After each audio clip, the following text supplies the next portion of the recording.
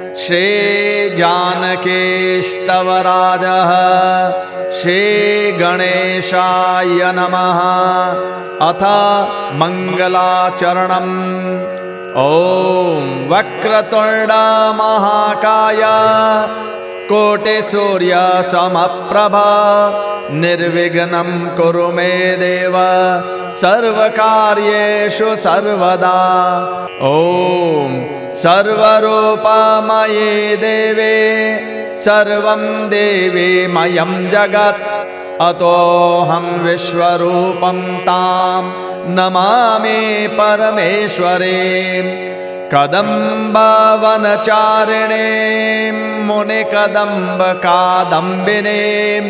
नितम्बजितभूधरां सुरनितम्बिनी सेवितां नवाम्बोरुहलोचनामभिनवाम्बुदश्यामलां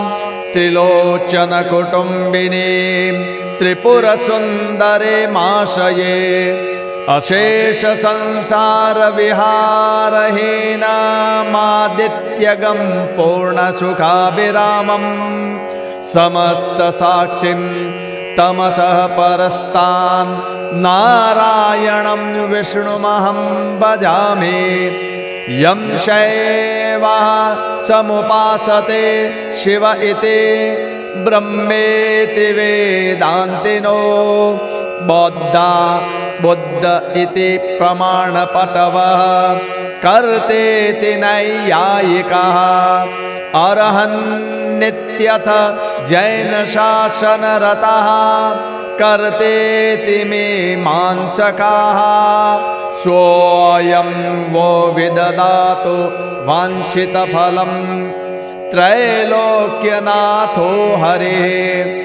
मृत्युञ्जयाय रुद्राय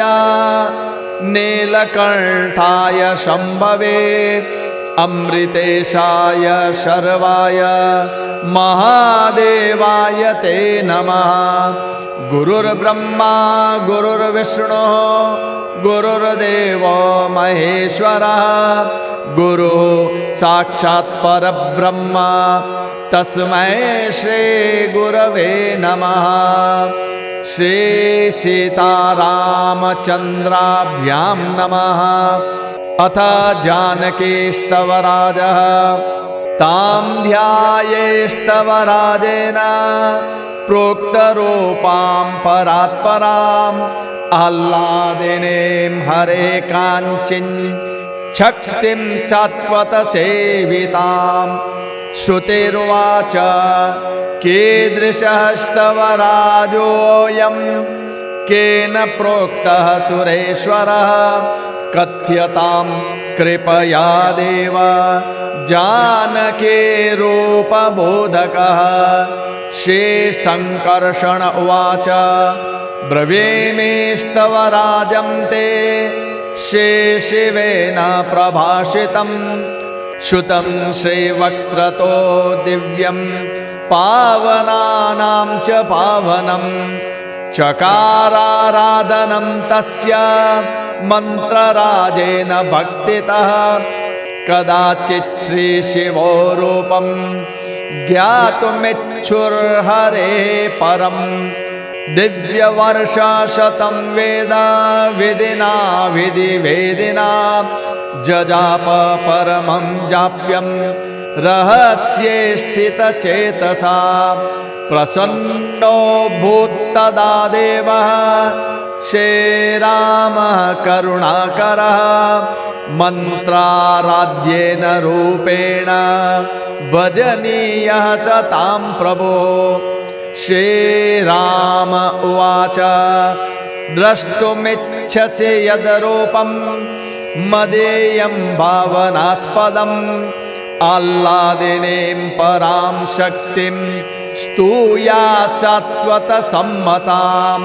तदाराध्यस्तदा रामस्तदधीनस्तया विना तिष्ठामि न क्षणां शम्भो जीवनं परमं मम। इत्युक्त्वा देवदेवेषु वशीकरणमात्मनः पश्यतस्त तस्य रूपं स्वमन्तर्धानं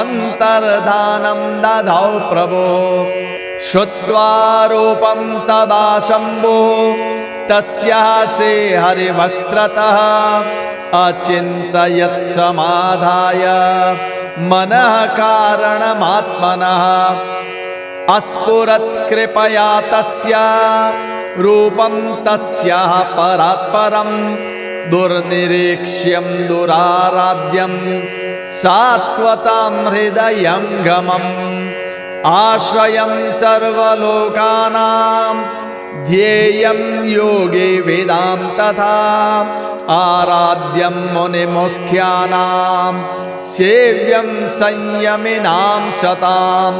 दृष्ट्वाश्चर्यमयं सर्वरूपं तस्याः सुरेश्वरः तुष्टावजानकीं भक्त्या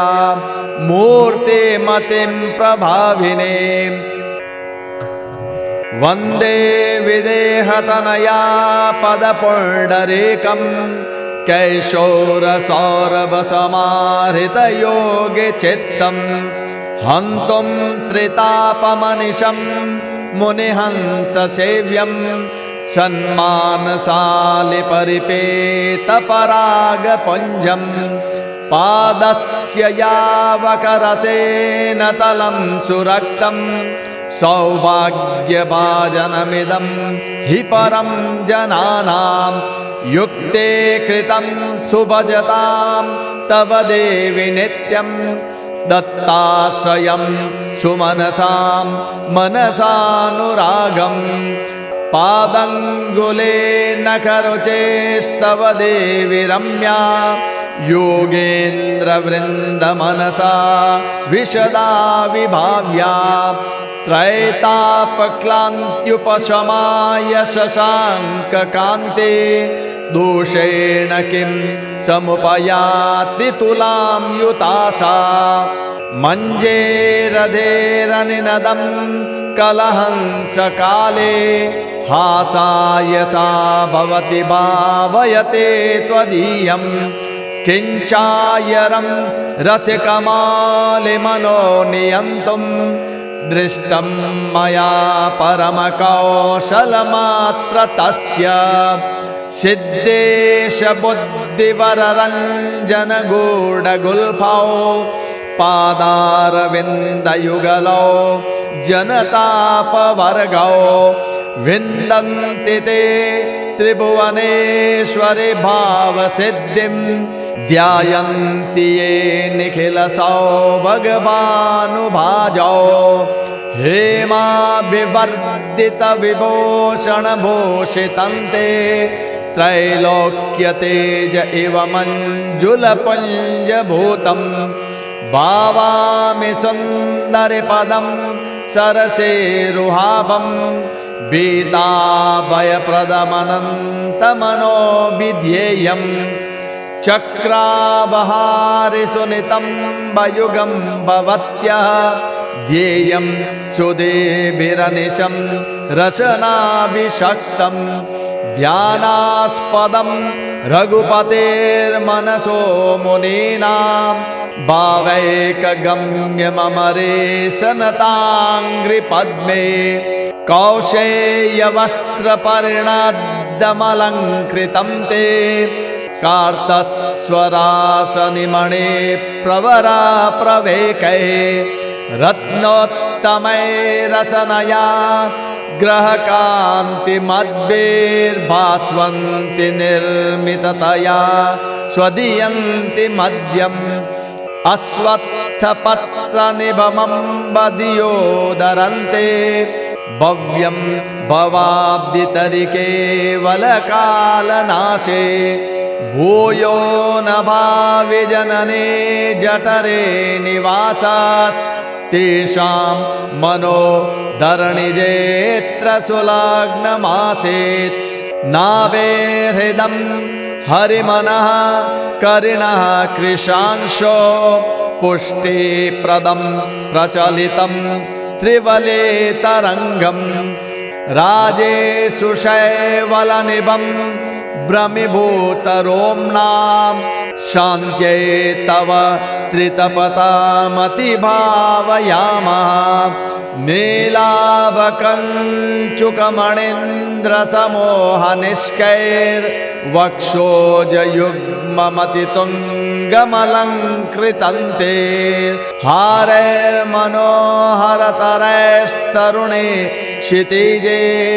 सौन्दर्यवारिनिधिवारितरङ्गसङ्गम् बाहो मृणालमदखण्डनपण्डितौ ते भीताभयप्रदवदान्यतमौ रुक्माङ्गदाङ्कितविटङ्कितमुद्रिकौ तौ हैरण्यकङ्कणधृतावलयौ भजामः कर्णं कपोततरुणे गलकान्तिमोषं भूषैरनेकविधभूषितमम्बतुभ्यं ध्यायेम मानसविशुद्धिकृते कपालो योगेन्द्रभावितपदे शमदे शरण्ये वक्त्रेन्दुमिन्दुचयखण्डितमण्डितांशु खण्डांशपण्डितमनः परिदण्डिताशं सन्मानसाब्जमुदितद्युतिदं वरेण्यं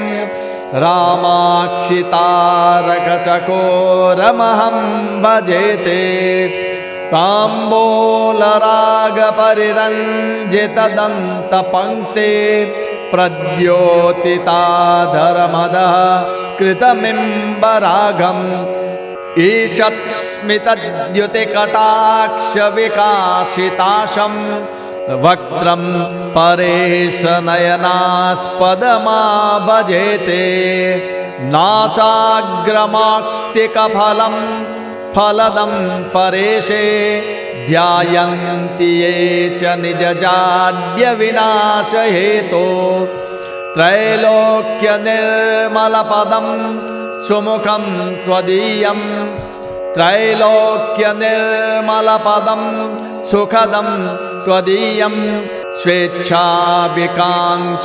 इदं बहुशोरसज्ञः ज्ञानं निरञ्जनमिदं विवदन्ति ये ते मुह्यन्ति सूर्यनिवहास्तरुणे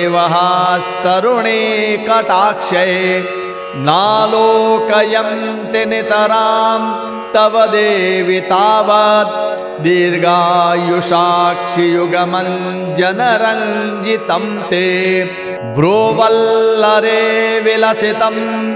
जगदाहुरेशे व्याचादयो मुनिवरास्तुत एव नित्यं नाशाय तस्य तरुणे तिलके त्वदीया पाशे कृता हरिमनो मृगबन्धनाय बालं विशालमतिसौ भगभाजनं ते सिन्दूरविन्दुरुचिरद्युतिदीप्तमन्तं पेणे कृतः किमुतराग इत्येव तस्मिन् प्रद्योतते जननिजागतजन्मभाजाम् आदर्शवर्तुलकपोलविलोललोलं कर्णावतंसयुगलं जनजाड्यनाशं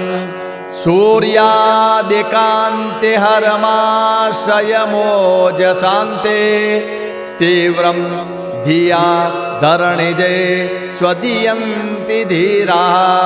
कालो विवेति जगतामतिभक्षकस्ते जैवात्रिको भवदसेमगुणो यतोऽसौ सर्वातिवल्लभतया भजनीयरूपे मन्यामहे हरिरिते श्रुतिभूषसारम् सेमन्तमम्बत वसुन्दरतातिसेमं मुक्ता विभूषितमलं समभागभाजं निसेमतापदकृते यतयो यतन्ते जानीमहे महितवन्दितसेममूर्ते कालाहिवेत भजता महि भोगभिन्ना पायात् परेश्वरि सतामवते सदा नः एणे दृशस्तव विशालतरानुवेणे दर्भाग्रभागसदृशे सुदृशां त्रिलोक्याः दर्भाग्रभागसदृशे सुदृशां विलोक्याः साटेषु सूक्ष्मतरातिगतातिनीला सौवर्णसूत्रकलिता कृपया वृता ते भर्तुः स्वरूपमनुभावयतां जनानां प्रीत्यै करोषि परदेवि यदापि दानं पारे गिरां गुणनिधे श्रुतयो वदन्ते रूपं त्वदीयमपरं मनसोऽप्यगम्यं साक्षात् कथं सरसिजाक्षि भवेद्रिते ते बुद्धौ कृपामनुकृशोदरिमादृशां तत् किंचित्रमत्र जनने प्रभया प्रकाश्यं विश्वं वदन्ति मुनयस्तव देवि देवाः जाताश्रयस्त्रिभुवनैर्गुणतो विवन्द्यस्त्राणादिकर्मविभवं परमास्य यस्याः वेदास्तवाम्ब विवदन्ति निजस्वरूपं नित्यानुभूति भवभावपरः परेशै निर्णेतुमद्ययतयस्तपसा यतन्ते बोधाय पादसरसे रुहयोग्मभृङ्गः जातं त्वदेव नितरां जगतां निदानं मन्यामहे तदिदमम्बकृतं श्रुतेनां सर्वं यतः खलु विचेष्टितमाशु शक्तेः कार्यं हि कारणगुणानवलम्बवेद्यात् जानेमहे जननि ते नयनारविन्दस्योन्मीलने जनि जगत् क्षयस्तन्निमीलात् योन्मीलने जनि जगत् क्षयतन्निमीलात् वैषम्यशून्यसमतां समुपागते यत् स्यादस्य पालनमसंशयमस्य नूनं ज्ञातं त्वदीयमपरं चरितं विशालं भावं भवे ननु निजे प्रकटे करोषे प्रेम्णैव तै प्रथमतः परमानुभावं भाव्यं पदाब्जमनिशं स्वजनैरतस्ते येषामदः परमवास्तु च तज्जनानां प्रद्योतते जनकजाचरणारविन्दं सर्वं समेक्ष्य इह कर्ममनोवचोभिर्ब्रह्मस्वरूपमतिदुर्लभतानुसेव्यं किं दुर्लभं चरणपङ्कजसेवया ते पूर्णारमन्ति रमणे यतया त्रिलोक्यां वस्तु प्रकाशविशदं हृदये त्वदीयं तेषामहो किमुत साधनकोटियत्नैः धन्यास्त एव तव देवि पदारविन्दं स्यन्दायमानमकरन्दमहर्निशं ये भृङ्गायमानमनसो नितरां भजन्ते भावावबोधनिपुणा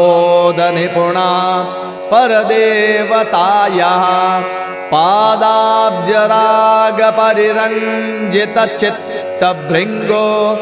येषां समीक्ष्य इह जातमिदं स्वरूपं तेषां न किं प्रवदते परितो वरिष्ठं साध्यं भवेदिह परत्र न किञ्चिदन्यत् चुम्बन्ते चिद्दनमहो मकरन्दमस्य देवैर्मुनीन्द्रनिचयैरतिदुर्लभं ते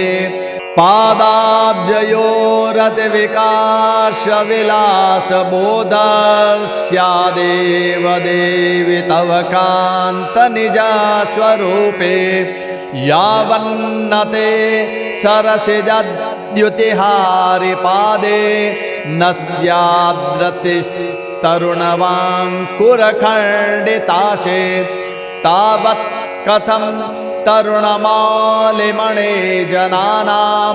ज्ञानं दृढं भवति भामिनि रामरूपे साक्षात् तपोव्रतयमे नियमे समीहे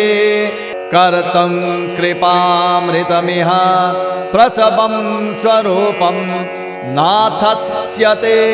श्रुतिवचो विषयं कथं स्यान् मूढो वृतोत्सृजति देवि सुखान्यमुने योगादिरूढमुनयो हरिपादपद्मे ध्यायन्ति ये चरणपङ्कजयुग्ममन्तः वाञ्छन्ति विघ्नशततोऽप्यनिवार्यमाणां भक्तिं भवाब्धितरणाय कृपापयोधे चार्वङ्गिते चरणचारणवन्दिसङ्गं चार्वङ्किते चरणचारणवन्दिसङ्गं मह्यं विदेहतनये परिदेहि नान्यं याचे वरं वरविदां वरदे भवत्या ये नामुना तव धवे मम रञ्जनात् स्यात् याचेऽहमम्बरघुनन्दनमूर्तिभावं सार्धं त्वयातिदृढमञ्जलिना विशेषं त्वं देहि वेत्त्रिवरदे मुनिसङ्गमुख्या मन्यन्ति वल्लभतरां स्वपते भवन्ति एवं स्तुत्वा परं रूपं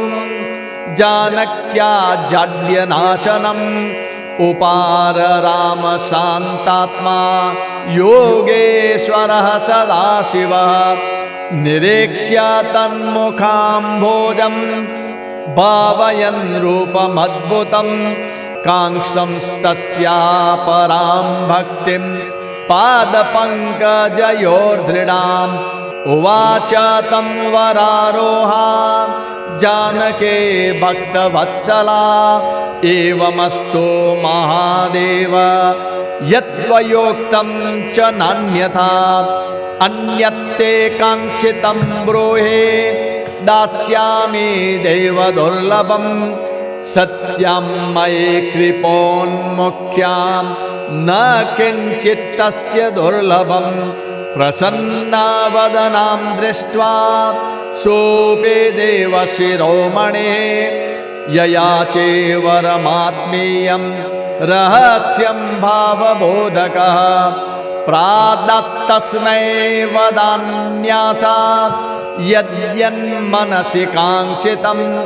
वरं वरेश्वरी साक्षात् पुनरुवाच साहितम् अयं पवित्र मौलिर्मे स्तव राजः त्वया शिव प्रकाशितोति गोप्योऽपि मत्प्रसादात् सुरोत्तमा यः पठेदिममग्रे मे पूजा काले प्रयत्नतः तस्येहामुत्र किञ्चिन्न वस्तु स्यादृगगोचरम् धनं धान्यं यशः पुत्राण्यैश्वर्यमतिमानुषं प्राप्येहामोदते भूयो मत्पदं तद्व्रजेत् सः यद्यल्लोकोत्तरं वस्तु त्रिषु लोकेषु दृश्यते तत्सर्वमस्य पाठेन प्राप्नुयाद्भुवि मानवः इदं मे परमैकान्तं रहस्यं सुरसत्तमा न प्रकाश्यं त्वया शम्भो शठाय भावद्वेषिणे भक्तिर्यस्याति देवेशे सर्वैश्वर्ये तथा मये गुरौ सर्वात्मभावेन विद्यते भक्तिरुत्तमा तस्मै देयं त्वया शम्भो भावनार्द्र हृदय गुरो सर्वभूतहितार्थाय शान्ताय साम्यमूर्तये इत्युक्त्वा भावनामूर्ते सीता जनकनन्दिनी कृपापात्राय तस्मै सा पुनः प्रादाद्वरान्तरम् सर्वदुःखप्रशमनं जानक्यास्तु प्रसादतः जानक्यास्तु प्रसादतः जानक्यास्तु प्रसादतः इति श्रीमदगस्त्यसंहितान्तर्गतः परमरहस्यः श्रीजानकीस्तवराजः सम्पूर्णः। श्री सीतारामचन्द्राभ्यां नमः। श्री सीतारामचन्द्राभ्यां नमः। श्री सीतारामचन्द्राभ्यां नमः।